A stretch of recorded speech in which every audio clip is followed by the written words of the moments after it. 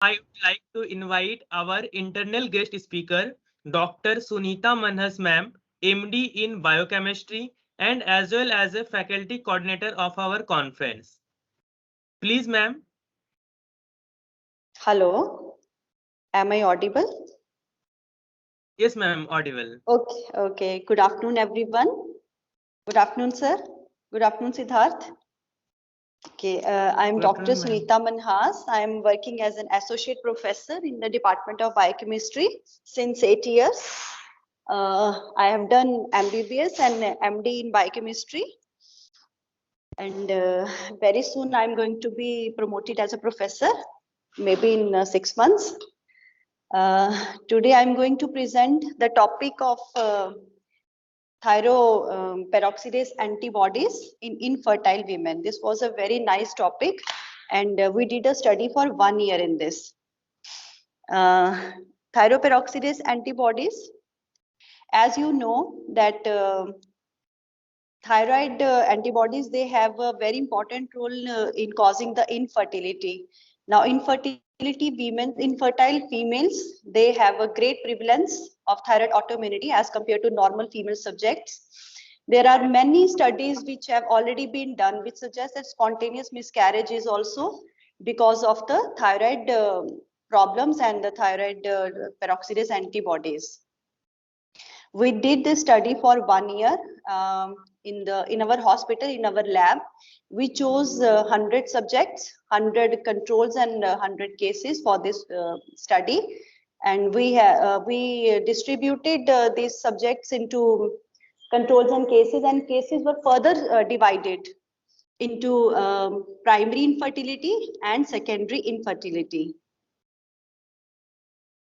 One second. Okay. Our aims and objectives were to study the association between anti-thyroid peroxidase antibody and infertile females in the patients who were attending the gynecological OPD of our MMI-MSR for the management of infertility. And then further, we had to determine the correlation, if any, was found between the serum anti-TPO antibodies and T3, T4, TSH levels in the females who were suffering from the infertility.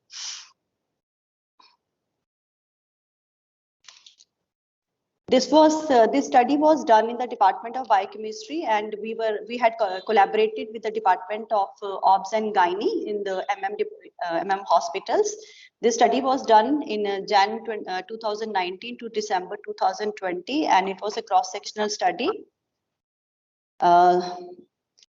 Inclusion criteria were the females who had primary and secondary infertility both. And exclusion criteria were the females who were on the treatment for the female genital tract, and females already who were on the anti-thyroid drugs, and also we excluded the male causes of infertility.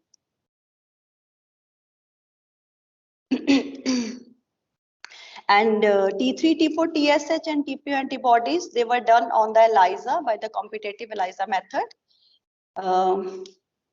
And the results, after the results, we got the actually out of 100 total cases, we had 39 with the primary infertility, and 61 they were the secondary infertility females. And when we compared the T3, T4, TSH in TPO and TPO antibodies in these females, one second, please.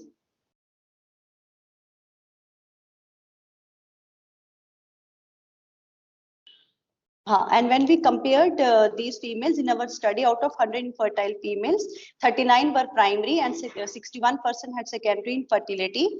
And anti-TPO was elevated in 55 cases. In 55 positive cases, 23 were of primary infertility and 30 cases were of secondary infertility.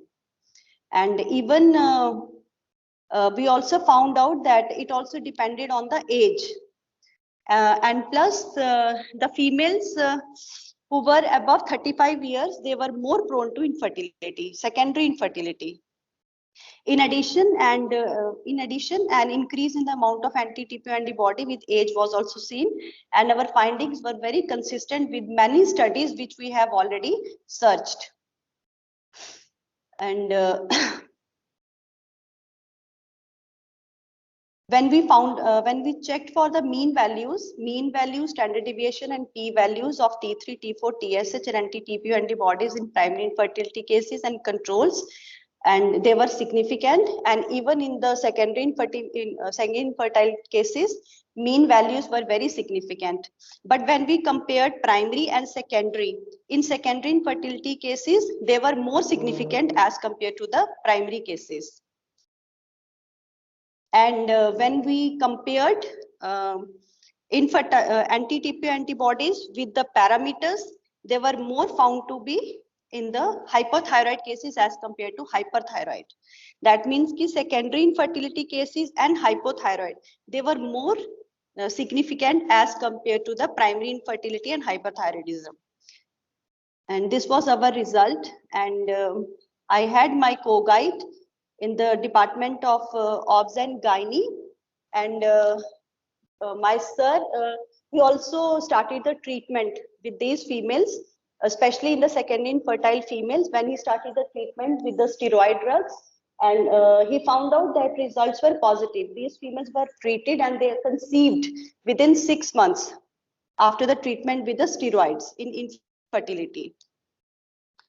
Okay, this was my study. And you can see the results.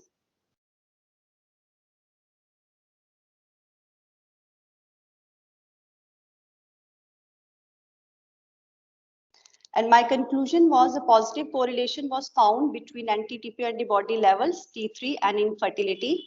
And it means that autoimmunity and thyroid disturbances are associated with infertility, whether they are primary or they are secondary. And plus anti-TPO antibody is also significantly associated with infertility in the euthyroid women also. But which I found out that they are more significant in secondary infertility and euthyroid also.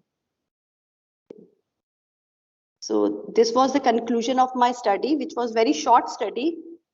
And future perspective, anti-TPO antibodies are independently associated with infertility irrespective of the thyroid hormone levels. Therefore, they can be used as a marker for identifying the risk factor for the infertility in future. So thank you so much, ma'am, for nice and socio-ecological. Actually, I wanted to share. I wanted to share this study because this was a very genuine study, and we really found out the results significant. And when we treated the females with this problem, they really conceived. So I wanted to share this study. They really conceived after the 6 months of treatment with the prednisolone steroid treatment. Yeah, it was a very genuine original study which I did. Yeah, it's a very necessary and necessary aspects to aware among the today's female. Yes, sir. Yes, sir. Actually, sir, nowadays infertility is very common problem in our society, and especially secondary infertility is very common because of uterine abnormalities or thyroid problems, or not only thyroid problems. There are so many autoimmune disorders.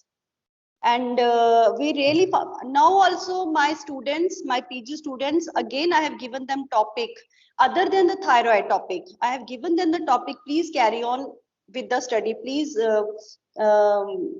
continue with this study. So it will be, sir, very helpful. It will be very helpful. It was very helpful in my patients, plus it will be helpful in future also. Absolutely. You as a doctor, you are really doing a commendable job in the society. Correct. As Yes, we are sir. the member of the MMDU, and most of the patients belonging to the rural areas. Yes, sir. And in Yes, that sir. very Sir, patients, actually, kind of aspects. It was a short study. It was not a very long study. It was a short study, but I was very happy with the results. So I wanted to show, I wanted to contribute in some conference or anywhere. I wanted to share this study. So I was very keen. So I told Siddharth, please let me join. No, ma'am. Yeah, we are very much eager to listen you actually. but there is a busy schedule of the MCI and Yes, NEC. sir, I I suppose know, you are sir. very busy in that. Yes, sir. Sir, And I was then still you very have given time. busy. We are very much thankful.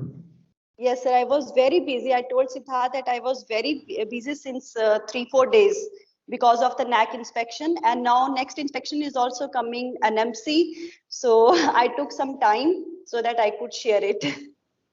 Definitely. Yes, And sir. in today's scenario, in our young females, especially there is a problem is going on recurrent pregnancy loss associated to the Yes, sir. socio-economical See, aspects, feeding it is heavy. very, yes, sir. It is very Activity. helpful in the recurrent pregnancy loss also, in misconceptions and miscarriages also. It is very helpful. Sir, anti-TPO antibodies are the antibodies which are not investigated very often, but they should be investigated. People go for So thyroid the problems, thyroid recommendation, disorders, but anti-TPO antibodies specifically, they are not investigated, sir. They should be investigated. yeah, definitely, ma'am. And the recommendation from your short study is very much valuable for the future perspectives as well. Yes, sir. And Yes, by sir. these words, I would like to extend my gratitude for your nice deliberation, elaborative talk. Thank you, sir. And really, you have given a time from your busy schedule. We are very much Sir, actually, highly yes, indebted. sir. My HOD is also not coming these days. So I took some time, 10 minutes or 15 minutes. Yes, sir. Yeah, thank Okay. you so much, ma'am. Thank you so We much, will sir. in Thank touch you in so much. future for a long-term collaboration Sure, through sir. these I'll type of yes, sir. studies. My study. Yes, sir. Yes, sir. My students are Yeah, continuing thank with you this so much. study. Yes, sir. Okay. Thank you. Okay. Okay, Mr. sir. Siddharth, Okay. now please invite our next guest speaker with Thank you the respect so much. and a kind introduction. Now I would like to invite you our next guest, Ripu Daman Parihar. Dr. Ripu Daman Parihar sir is a professor in the department of Jammu Kashmir, India. He is geology. He had a degree of geology from Guru Nanak Dev University, Amritsar. His area of research molecular and categorization ecology study. He developmental biology and evolution. Besides, he is involved in sociology. He has represented India at the international level in International Youth Exchange Program in 2000. Government of India honored him with National Youth Award. Now I like to invite you, Dr. Ripu Daman Parihar. Please, sir.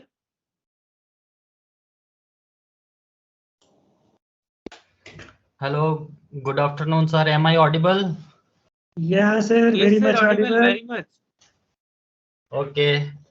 First Can of you all, please see your face, sir, once? Can you please see your face? We are very much interested to see you because of the young body that given a lot to the nation. Please open your video, sir. Just a second.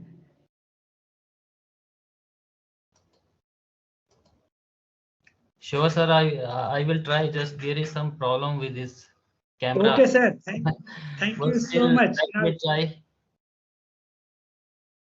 okay, sir. Thank you so much. Please proceed ahead. Thank you. Okay, I'm really sorry the camera is not working. But anyways, first of all, good afternoon to everyone. And Dr. Sushil sir, he is such a dynamic person that he always encourages the young people to come up and try their best at different levels. So I'm really happy that you gave me an opportunity to be part of this event. So without wasting much time, just I will come to the topic. Sir, is my slide visible? Yes, sir. Very much visible. Okay. So I was listening to the other speakers that there are people from different backgrounds, and mostly my work is related to a bit related to the agriculture, but I want to divert it towards the human health. That's the objective of this talk. So I will try my best to draw your kind attention towards the pesticides and their effects, and also try to explore the alternatives. So the title of my topic is Entomopathogenic Nematodes are reliable alternative to pesticides. So let's talk about the pesticides first. Pesticides are the chemicals employed in various agricultural practices to control pests, weeds, and diseases in plants. It includes a wide range of herbicides, insecticides, fungicides, nematicides, etc. Approximately 45% of the annual food production is lost due to pest infestation. Effective pest management by using wide range of pesticides is required to confront pests and to increase the crop production. Here is a look on the history of the pesticides. Sumerians were using sulfur compounds to control insects and mites 4500 BC ago. And after that, Chinese came up in around 3200 BC. Chinese were using insecticides derived from the plants. Then Greeks and Romans used fumigants, sticky bands on trees, and pesticide sprays and ointments. And by 1939, DDT was discovered. This is a brief history of synthetic pesticide that started from 1945 to 4D until 2007 Pesticide Action Network was ready. Dropping estrine would result in the yield losses of less than 1%. Here is the classification of pesticides on the basis of origin.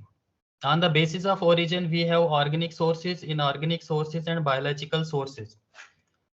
In biological, we have microbial pesticides, bacteria, virus, and fungi is used.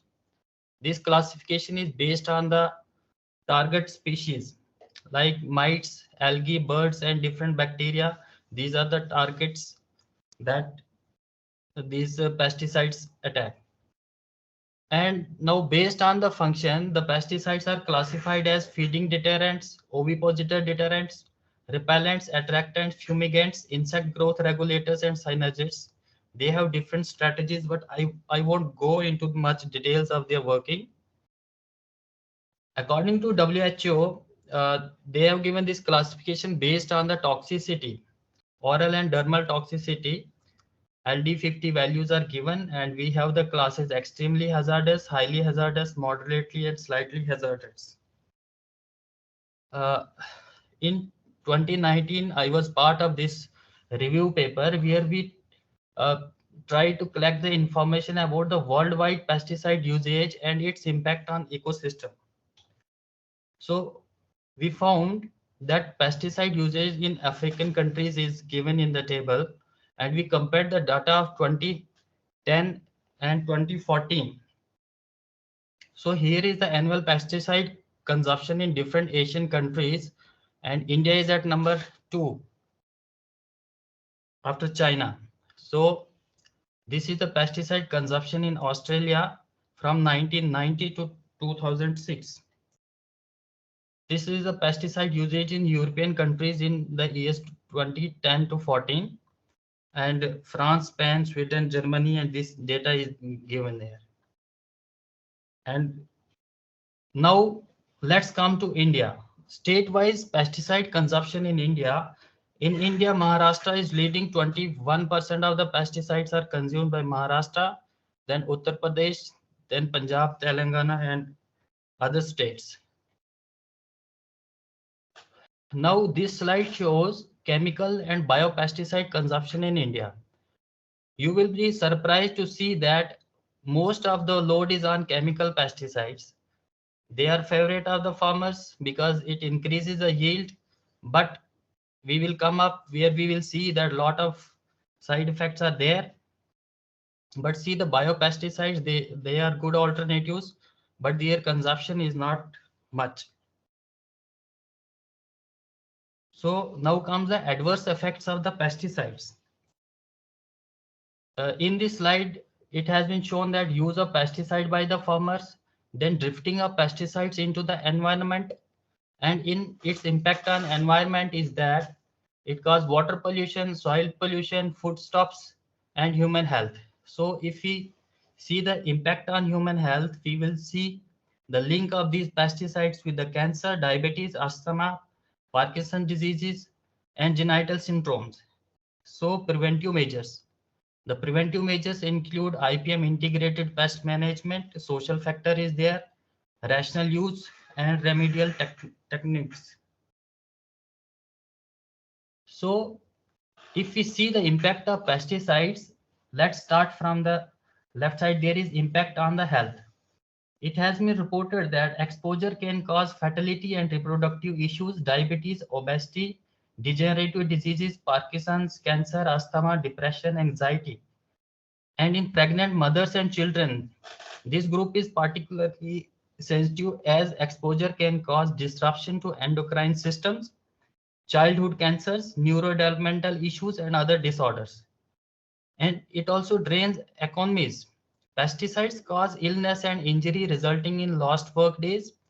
Exploitative market keeps farmers on the pesticide treadmill. Crops develop resistance and incorrect use affects the yield. Decreases the biodiversity.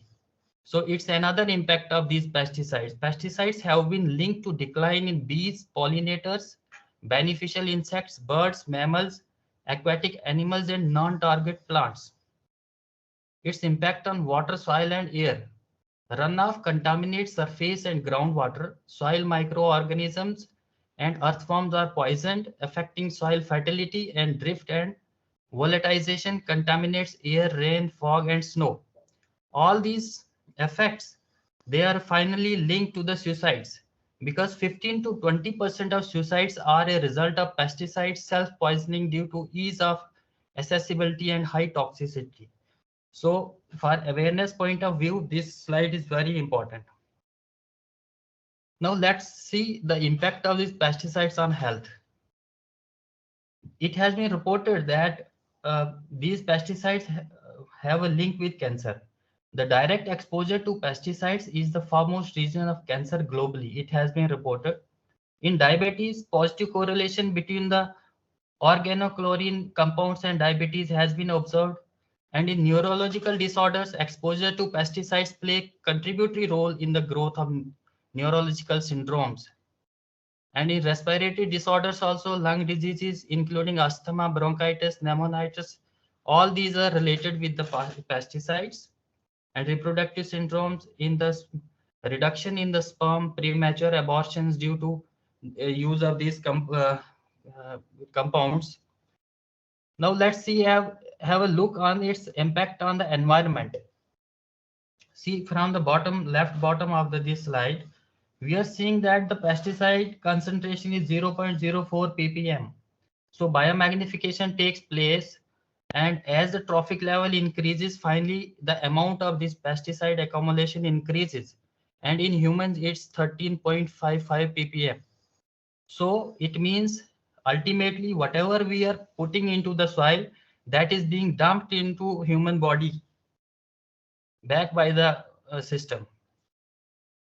So we saw these lot of effects of these pesticides, and they are very hazardous. So what is the alternative? We should talk about it. And alternative, we have biopesticides. Biopesticides are certain types of pesticides derived from such natural material as animals, plants, bacteria, and certain minerals. In the third point, you see that in April 2016, there were 299 registered biopesticide active ingredients and 1401 active biopesticide products registrations by United States Environmental Protection Agency. Let's have a look on the biopesticide history. So 100 million years ago, inducible plant defense responses were there. Then crop domestication started, and in 1880s, entomopathogenic fungi came into the picture. In 1920, Bt bioinsecticide was used in practice. In 1990, biopesticides in integrated pest management was used. And in 2000, biopesticide industry alliance industry standards were there. And in 2009, European Union adopts sustainable use of pesticide directives. Now, biopesticides and their categories against various pests. So we have the diseases that are found in plants like blight, canker, gall, mites, rot, smut. And in nematodes, we see that there are bud and leaf nematodes, bulb and stem nematodes. This is more linked with the agriculture, but we have a lot of biopesticides available that have shown a promising effect. So it is emerging as an alternative to the pesticides. Now, what are the factors that promote market for biopesticide? Broad activity spectra, consistent field performance, low cost product, reframing registration and regulation policies, awareness among end users, ease of availability, longer shelf life, and better delivery system. These are the factors that promote market for biopesticides. Now, this slide shows the biopesticide market, and you will be surprised to see that in 2017, 1.25 billion market for North America biopesticide market was there. So Indian market, in India, biopesticide market is projected to witness a CAGR of 7.3% during the forecast period 2020 to 25. Increasing awareness regarding food safety, organic farming, and government subsidies are major factors driving the market for biopesticides in India. The Indian biopesticide market is dominated by the biopesticides in 2019 and is projected to remain the same during the forecast period. So this slide shows the India biopesticide market, and from 2016 onwards, it's increasing. From 1.5 to in 17, it was 1.8 and 1.9. Increasing usage of biopesticides. So now let's talk about the revenues that is generated by the biopesticide market in million US dollars. From 16 onwards, there is increasing trend. So it's a positive sign that people are realizing that instead of pesticides, it's better to go for biopesticides. And worldwide, if you see the biopesticide market, you will see that whole of the globe, they have accepted biopesticides. These are the major players. Now, roadmap to reach the market. From environment, we explore the microbes, botanicals like plants and plant extracts from different plant parts, predators, parasites, and natural enemies. We work on them, evaluate their effect on the pest. First, we do it in the controlled conditions and then in the field conditions. After that, the technology can be commercialized. Now, what are the advantages of using biopesticides? See, biopesticides are usually inherently less toxic than conventional pesticides. Biopesticides generally affect only the target pest and closely related organisms, in contrast to broad spectrum conventional pesticides, which involve whole of the food chain. Biopesticides often are effective in very small quantities and often decompose quickly, resulting in lower exposures and largely avoiding the pollution problems. When used as a component of integrated pest management programs, biopesticides can greatly reduce the use of conventional pesticide and also help in improving the crop yields. Now I am working on entomopathogenic nematodes. So as a pesticide, we will have a look on these nematodes. What are entomopathogenic nematodes? The term entomopathogenic, ento means insect and pathogenic means disease causing. So these are disease causing nematodes. So they kill some insects. They are the natural enemies of some insects. General characteristics, they are thread-like, colorless, thin and unsegmented, bisexual and bilateral symmetry. Why are they so important? They are highly lethal to many pests. They are safe to non-target organisms.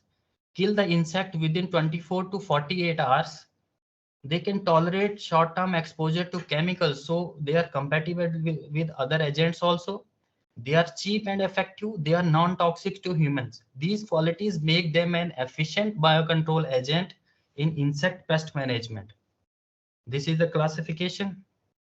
Distribution. Distribution is important. They are cosmopolitan. They are found in all the inhabited continents of the world, found in diverse ecological conditions from grasslands, deserts, ocean, beaches, and different places. So this is the brief history of entomopathogenic nematodes that was started from Stinner in 1923, and the journey is still going on. Now, pathogenicity. These nematodes have a very interesting life cycle. These nematodes, these are some of the picture. I will just go to this cycle. These nematodes have a symbiotic bacteria in their gut, and these nematodes use this bacteria to kill the insect. These nematodes have different stages, like first generation male and female is there, second generation male and female is there, and infective juvenile stage. This infective juvenile stage is the only stage that can survive in the soil. So these infective juveniles enter the soil in search of the host, and enter the host is a larvae, pest larvae. So they enter into the pest body through different body openings. Once they reach in the gut of this larvae, they release the bacteria which is present in the gut of the nematode, symbiotic bacteria, and the host dies due to septicemia. This way, the other generations are produced by this nematode inside the gut of the larvae as long as food is available. And when food is not there, the larvae, these infective juveniles, they will come out of the larvae and go in search of the new host. So this is the mode of action, and this way they can kill these pests within 24 to 48 hours. And this is all related to that cycle only. I will not go into the much details. Now, host range, that how much effective they are. There are reports that they are effective against many pests of rice, sugarcane, maize, cotton, tomato, and brinjal. These are the insects and the apian species, specific species which can kill these pests. So this is a list of all that, and the commercialized species. Now technologies have been developed where the species have been commercialized, and these are the species which have been commercialized and the products are available in the market. They have different characteristics. These formulations, these are the formulations which are available that farmers can use, but still there is a huge scope of this work because all the farmers have not adopted it yet. Then commercial products which are available, I have just tried to collect different information. I won't go into the details of these, but these are the products available in the market, and application strategies are there. Now survey. Now it's very important to understand that India has a different climatic conditions in different parts of the country. So there, the variation in temperature in the soil in different types of habitats, like we have hilly areas where the temperature is very low, we have plains, and all type of weathers are there. So the life of these nematodes is also challenging in different habitats. So I think the diversity of the nematodes will be more and more. So in my PhD also, I started one survey in Punjab with this thought in mind that I may get some new species.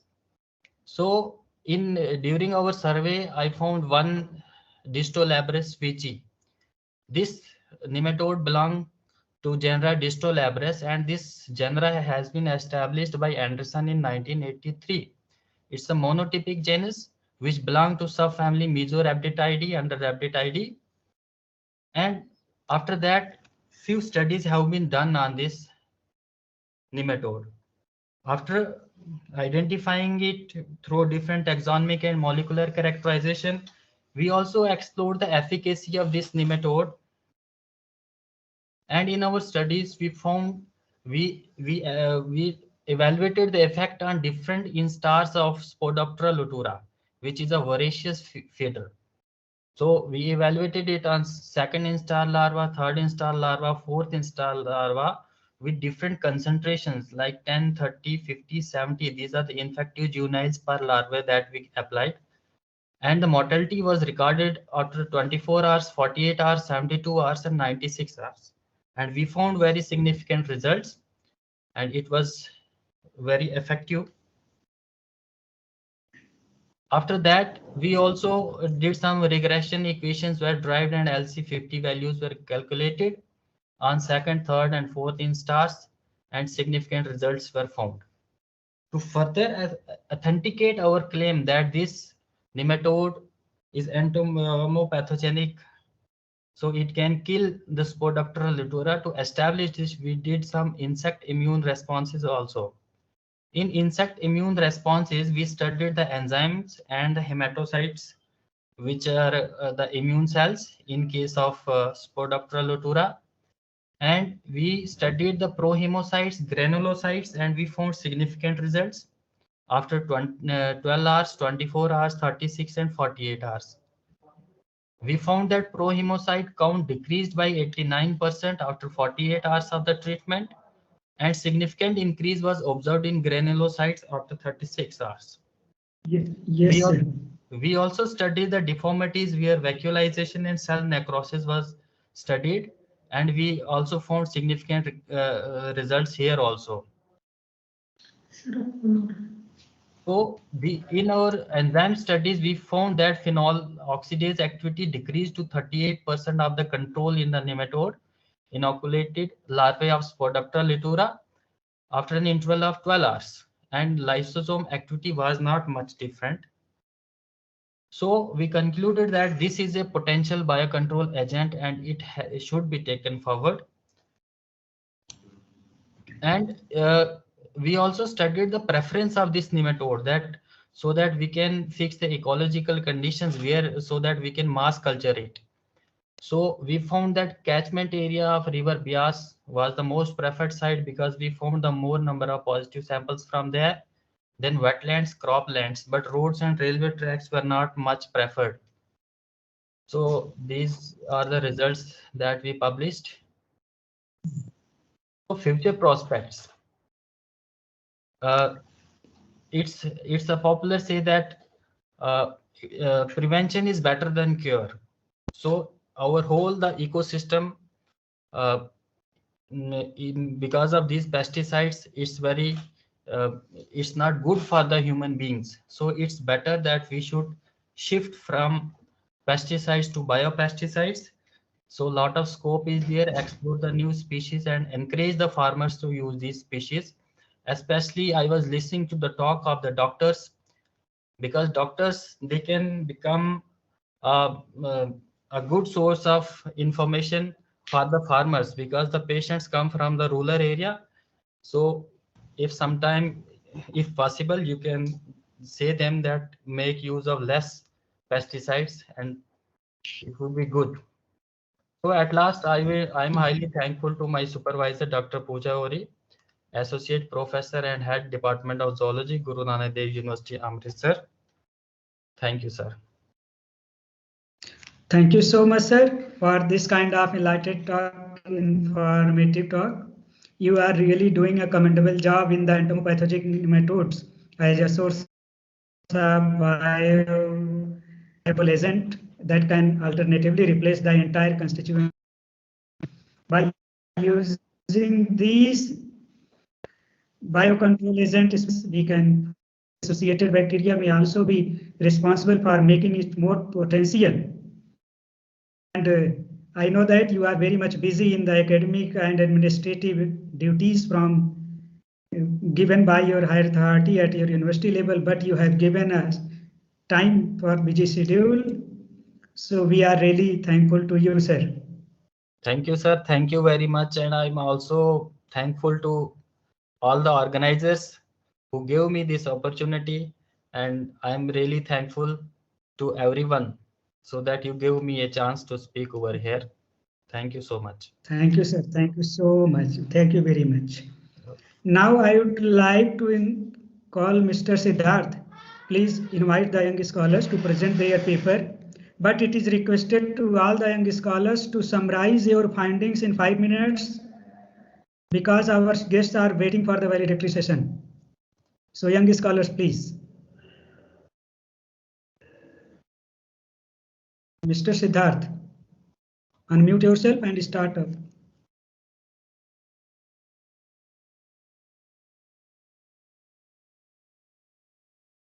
Thank you so much, sir. Now I would like to invite you our first young scholar, Kumari Risu. There are only three young scientists.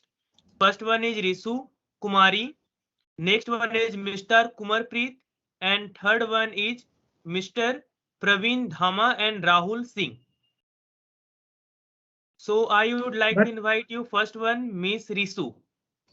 Keep it in mind, not more than 5 minutes. You have to summarize in 5 minutes.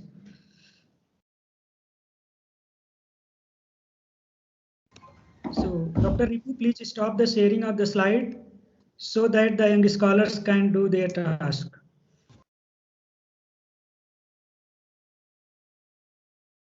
Okay, sir, done it. Yeah, thank you, sir. Thank you so much.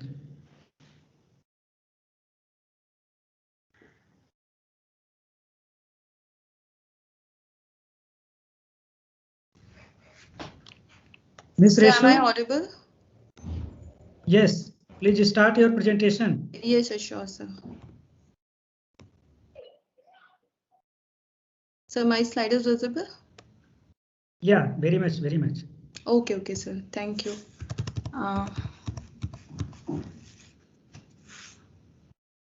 Good evening, sir. And good evening, all the respected members of this virtual seminar.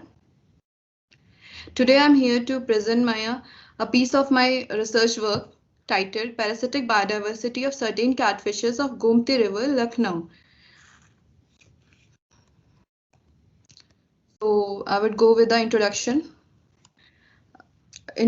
From India's coastline is of about 8,000 kilometers, and network of rivers inland network of rivers are there which contribute to the fish production sector, and it played a significant role in the India's economy. And out of total worldwide protein, 25% alone is contributed by fish as well as shellfishes. Helminth parasite infection in catfishes, which is my sampled organism, degrade the nutrient quality and health of these fishes. So my sampling site is a stretch of Gomti River, Lucknow, and I took samples from different banks of Gomti River, that is Ghala Bridge, Mehendi Ghat, Pakka Bridge, and Kuriya Ghat. And I've mentioned the coordinates of these sites. And for the period of my study is November 2020 to May 2021. Sample collection. I have collected 300 samples of catfishes belonging to salariform orders. Sampling of 300 catfishes consists of basically 135 catfish, 135 Begarius Begarius, 120 Mr. Stingray, and 37 Heteropenestus fossilis, and 8 Vologod 2. And this is one of the site Ghala Bridge, which I took sample from, and the samples were collected from the banks of the Gomti River from the local fishermen, and they were brought to the laboratory, and they were further dissected and gastrointestinal tracts were examined for the Helminth parasite infestation. And this was the procedure we follow for the dissection and quantification of parasite. Quantification is basically obtained through prevalence, mean intensity, and abundance. And prevalence, these are the formula: prevalence, abundance, and mean intensity to quantify the parasite. And out of my result is out of 300 examined host catfishes, 79 fishes were found infected with one or the other Helminth parasite. The prevalence pattern I have mentioned with the bar diagram as well as pie diagrams. This is a bar diagram showing the prevalence pattern of Mr. Stingray, and from this male from the 32 examined males, five males were infected, and the prevalence was 15.62, and the maximum cestode infestation was 57.53% was a cestode infestation, which was maximum in the Mysteria in females. And this is a Begarius species data. In Begarius, males were more prominently infected with one or the other helminth parasite, and here the nematode infection was maximum, which I showed. The nematode infection was 50%.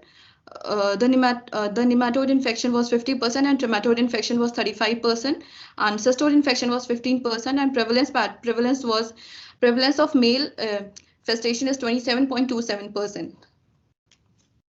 And in females, 15.51% is the prevalence. Overall 42.78 prevalence. And with the Heteropenestes fossilis, it is here also the females are mostly females are infected more. Out of 22 examined hosts, 12 were infected, and prevalence was found 54%. And in case of males, 40% of prevalence was found, and abundance is 1.73 in males, and females is 1.36. And nematodes were more prominently found in case of Heteropenestes fossilis, and it is for 54%.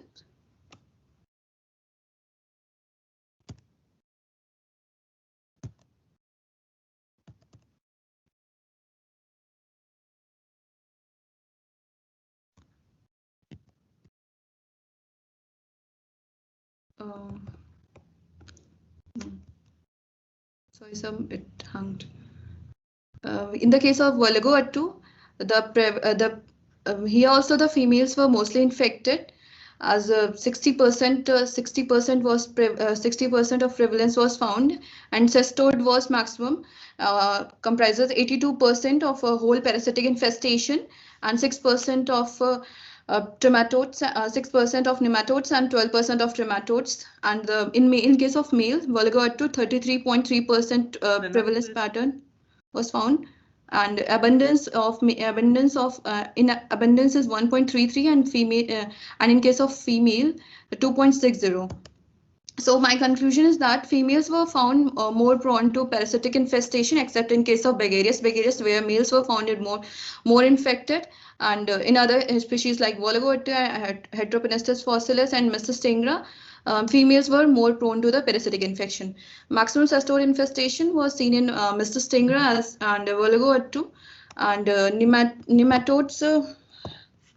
nematodes were more prominently found in Begarius and H. fossilis. So with this such a high parasitic infestation, it is a matter of serious concern, as they deteriorate the health of catfishes, which would further hamper the fish production and lead to the human food insecurity. Yeah. Thank you, Ms. Resu, for nice presentation. Yes, sir. And you have examined many more fishes. Number of the fishes is quite higher. Okay. What was the mode of examination? So just a more dissection we did, and then we examined naked eye. Yeah, but we know that there is some regulations, and the dissection is completely banned for the live animals in the laboratories. No, what sir, you have did for that same task? Sorry, sir. Sir, can you repeat? As we know that the dissection is banned right now. Yes, the sir. Dissection of animals is not allowed. Yeah, what you did for this kind of task, because of large number of fishes you have dissected? Sir, the fishes were dead. The fishes which we obtained were dead, almost dead. The fishermen were selling. From where you call dead fishes? Yes, sir. If the fishes were dead, then the biology of the parasites may also affected. Sir, no, Might sir. be possible some parasites may finished. No, sir. at that moment it is not finished. When they are defreezed, after that it is quite tough to find that much biology of parasite, but it is not mandatory that just now the parasites are finished. We just get the samples and dissect as soon as possible. Okay. Yes, What sir. was the sample month-wise sample size? So month-wise, so it was for the month of November 2021 to May 2020, November 2020 to November 2020, May 2021, and a month-wise I haven't mentioned, sir, yet, but I will mention in the further data. Okay. Thank you, Resu, for the nice presentation. Mr. Siddharth, please call the next young scholar. Thank you so much, ma'am. And now I would like to invite you, the young scientist Kumar Preet, Mr. Kumar Preet.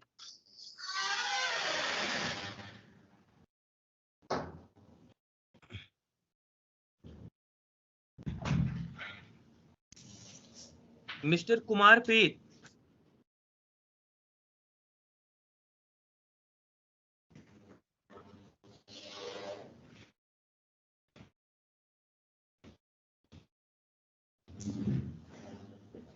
Mr. Kumar Preet, can you hear me? Mr. to call the next, yeah, Mr. Siddharth, call the next one. Sir, next one is not present here. Next is not present. Okay.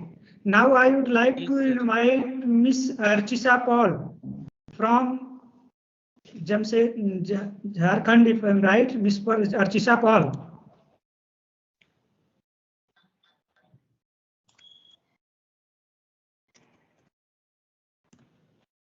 She is from Little Flower School, Jamshedpur. She will present on impact of COVID-19 and its best possible solution through VAS technique and Sudarshan Kriya. Miss Archisa Paul. Hello, good afternoon, sir. Yes, yes. Can you please allow me to share my screen? Yeah, Mr. Yes, please, Siddharth. already allowed. No, I have joined from 2 accounts. Wait.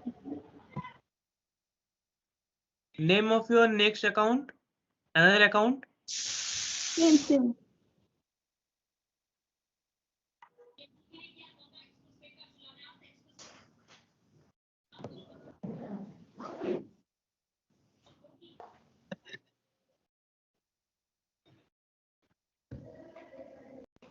Yes, please.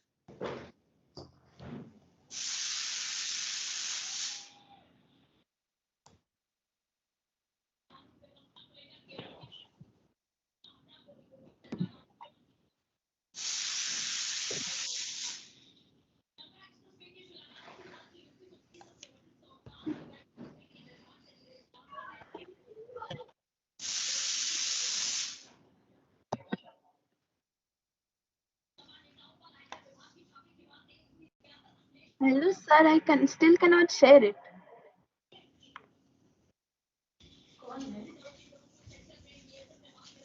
Hello. Please try again.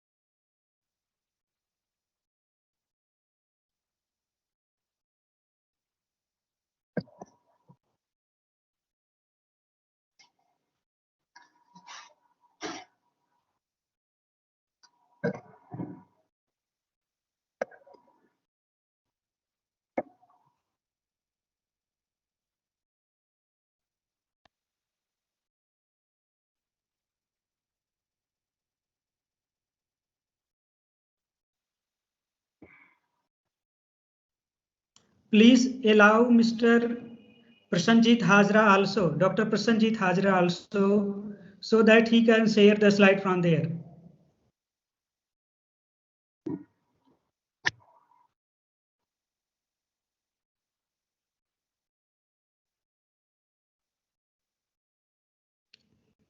Have you allowed Mr. Siddharth? Yes, sir. Okay. Yeah, Miss Paul, please start. Yes. Good afternoon, one and all present here. Being a student of Standard 11 Science from Little Flower School, Jamshedpur, I am extremely excited to deliver my concept on coronavirus and its best possible solution in front of the galaxy of scientists from 21 countries, as well as research scholars from various parts of the world. Before I deliver my speech, I bow down my head in the lotus feet of Almighty to provide me the strength so that I can deliver my thoughts properly in front of the scientific community present in this virtual platform. I would also like to extend my heartfelt gratitude to Dr. Sushil Kumar Upadhyay, the eminent scientist, for giving me this golden opportunity to present my findings in this virtual platform. My sincere regards to all scientists and academicians present here. So in my presentation, next slide.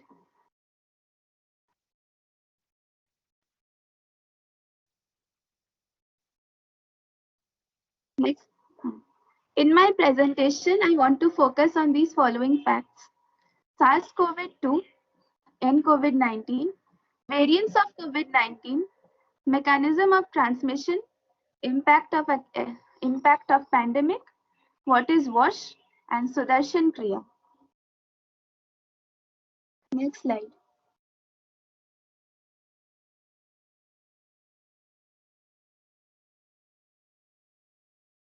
Let us understand what is SARS-CoV-2. In COVID, CO stands for corona, VI stands for virus, and D stands for disease. SARS stands for severe acute respiratory syndrome.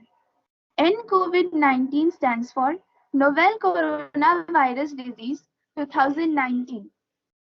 This disease primarily spreads between people through close contact via respiratory droplets produced by coughs and sneezes. It mainly enters the human cell by binding to the receptor angiotensin converting enzyme ACE2. This virus may remain viable on plastic and stainless steel for up to 3 days. They do not survive on cardboard for more than 1 day or on copper for more than 3 years. This virus is inactivated by soaps or detergents and alcohol. Next slide.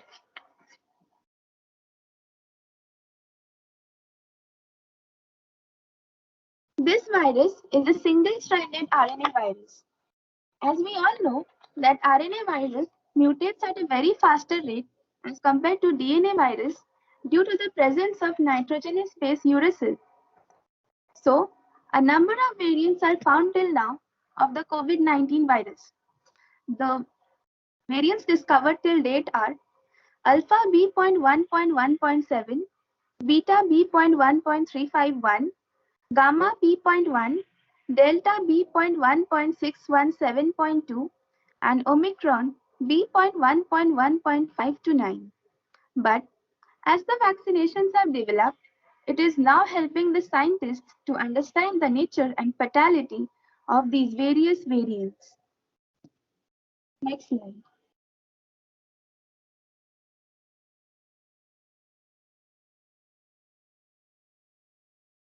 Omicron. So this is one of the variants of coronavirus which has been given such name on the advice of WHO's technical advisor. Its transmissibility and severity are not clear till now.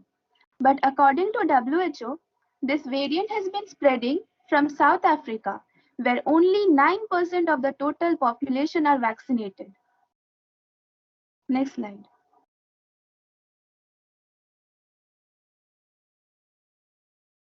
So let us now understand the mechanism of transmission. These are droplet transmission, contact transmission, and aerosol transmission. SARS-CoV-19 enters into the lungs and through the bronchus and bronchioles reaches to the alveoli. After entering the alveoli, it binds to the receptor ACE2, that is angiotensin converting enzyme 2, present in type 2 pneumocyte cell, which is present in the alveolar epithelium. Cell infection occurs, resulting into the formation of new viral proteins and ultimately new virus particles. Neutrophil and macrophage enter into the alveoli to combat with the viral particles.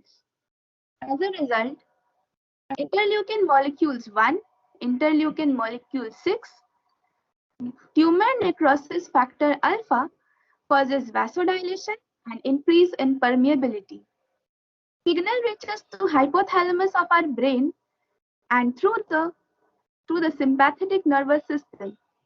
This increases fever and heart rate. Due to vasodilation, blood pressure and blood volume decreases. This causes pneumonia and ultimately leads to MSOF, that is multi-system organ failure.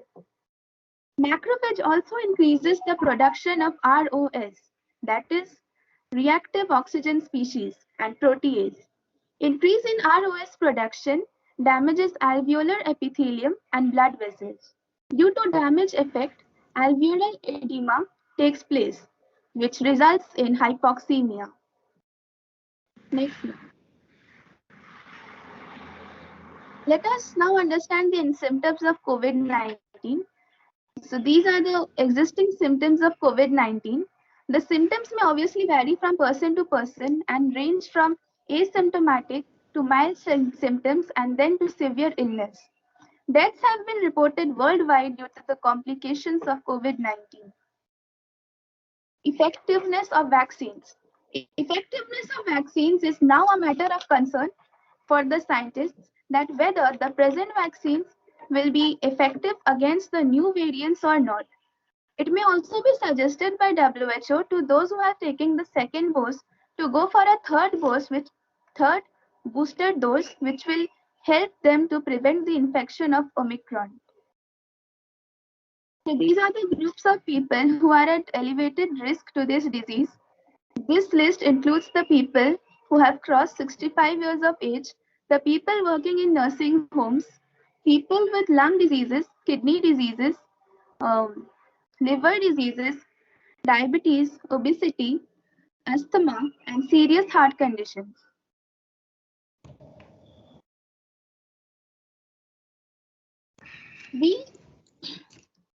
Next slide.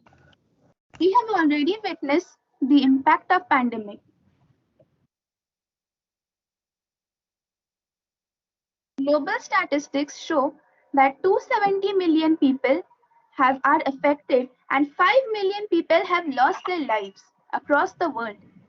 And in India, 34 million people have been affected while 0.5 million have lost their lives. For a sustainable life and sustainable tomorrow, I think if we are familiar with wash technique and Sudarshan Kriya, we will be able to overcome almost all types of respiratory diseases.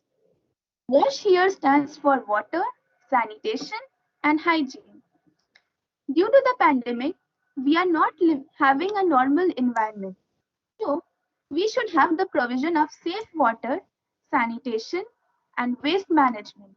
Hygienic conditions are also essential for preventing and protecting the human health during all infectious disease outbreaks. So, wash technique will help to keep ourselves away from the diseases. In this slide, it has been shown how we will maintain hygienic conditions. The requirements for sanitation are bleaching agents like chlorine and sodium hypochlorite, ethanol, soaps and detergents, and UV filtration. In this slide has been shown the proper hand washing technique, that we should always keep in mind that we must maintain at least the minimum time duration, that is at least 20 seconds to destroy the virus while washing our hands. Next slide.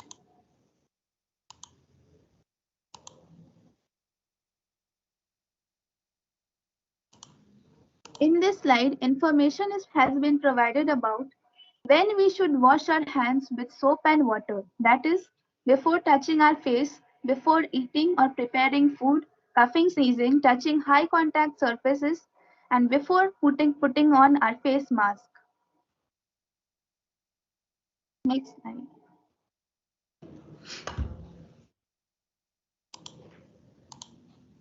This slide is meant for how we will maintain respiratory hygiene. We are very much aware about this now. It is very important to make sure that our face coverings must cover our face and nose properly to be effective. The correct way to put on a mask has also been shown here. Next slide.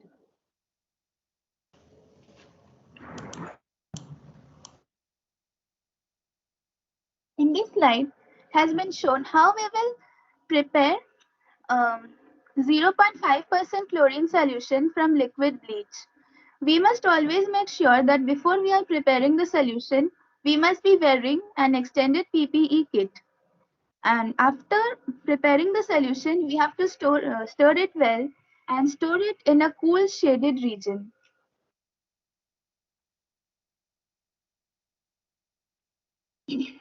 In this slide has been shown how to prepare a 0.5% chlorine solution from chlorine powder. Again, we have to make sure that we are wearing a PPE kit, and we have to pour 10 tablespoons of water into 20 liters, 10 tablespoons of the chlorine powder into 20 liters of water, stir it well and leave it for 30 minutes and then store it in a bucket and cover it with lid. Next slide.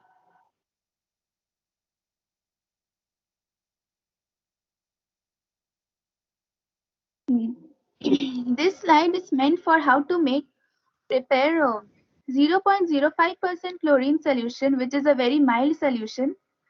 All yes, we have Archisa, to do is, sorry. Yes. Please show the Sudarshan Kriya slide so that we are eager to listen that. Okay. Yeah, That is the next slide only. Yeah. Yes.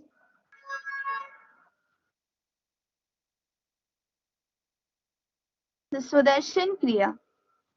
So a person can exist in 3 states, that is sad state, mad state and glad state.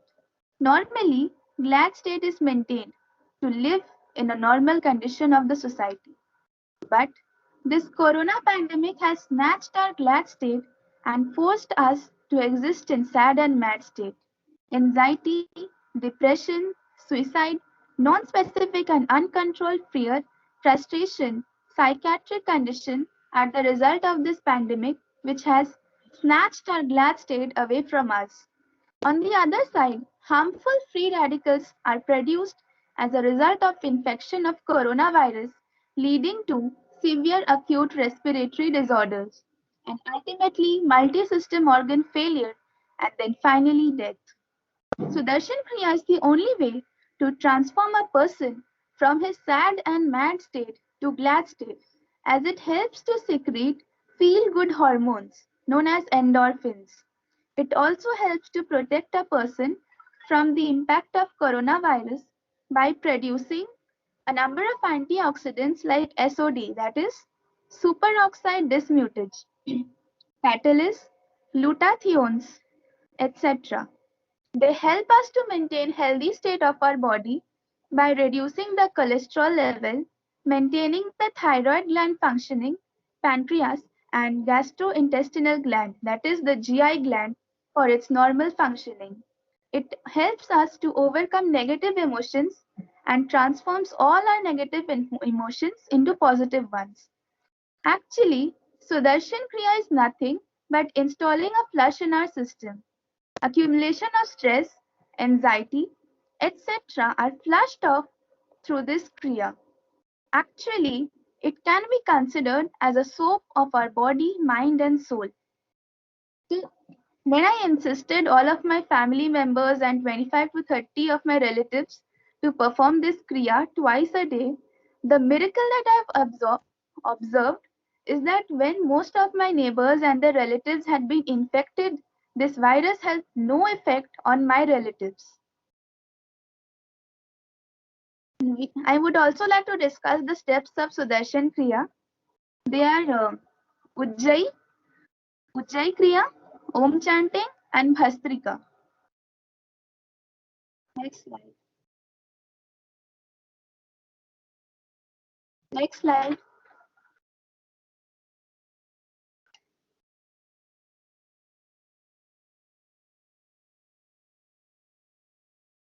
Ujjayi Kriya. Ujjayi Kriya is also known as victorious breath. All we need to do is we have to keep our mouth closed and constrict our throat to the point such that our breathing makes a rushing noise and control our breath with our diaphragm. We must also make sure that our inhalations and exhalations are equal in duration. Next slide. Om chanting. This is one of the most popular and the most primitive forms of yoga. So to perform this, we have to sit on a mat with our legs crossed and spine straight and keep our hands in rest on our chest or on our knees. Close our eyes and take a deep relaxing breath and then gently breathe out while making the M sound, and we have to feel the vibration in our abdominal region. If we can feel the vibration, we can be sure that we have performed this step correctly. Bhastrika Kriya. Bhastrika Kriya is also known as cleansing action. We have to sit in Vajrasana and keep our hands in a loose fist close to our shoulders and our elbows close to our waist. And then we have to take a normal breathe in.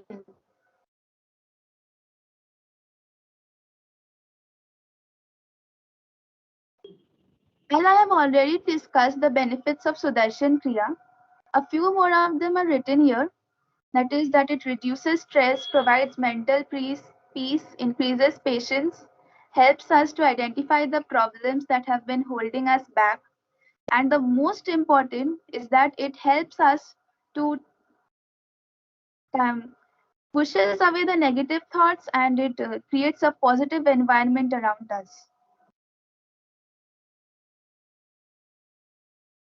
Next.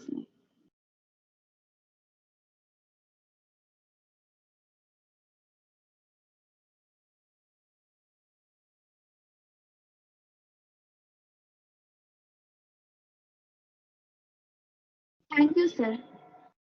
Okay, thank you so much, Miss Archita. You have did a commendable job by presenting this kind of nice work. At the level you are actually in the class, this kind of attitude and of the presentation I did not recognize among the student. You are at 11th standard? Yes, sir. And really the way of presentation is more than you deserve actually. You really doing a good job. And the way of talk and the data you have presented is good. And one of the best thing, you mentioned the yoga, Sudarshan Kriya, that steps you have discussed is also commendable, and the result you have reported that your relatives, family members perform this kind of yoga kriya and did not affected by the virus, which really affect the worldwide actually. Yes. So really I wish to congratulate you for your best and bright future ahead. Okay, so you will stand with the sometimes so that it will be recognized with our chief guest and guest of honors today's valedictory session. So just wait for a few minutes as well.